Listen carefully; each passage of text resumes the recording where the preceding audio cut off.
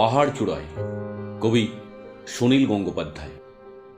অনেক দিন থেকেই আমার একটা পাহাড় কেনার শখ, কিন্তু পাহাড় কে বিক্রি করে তা জানি না।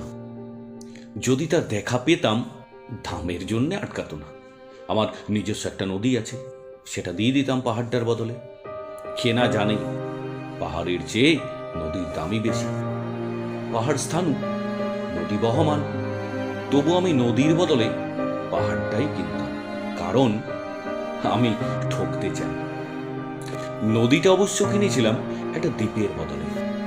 ছেলেবেলায় আমার বেশ ছোট্টখাট্ট ছিমছাম একটা দ্বীপ ছিল, সেখানে অসংখ্য প্রজাপতি। শৈশবে দ্বীপটি ছিল আমার বড় প্রিয়।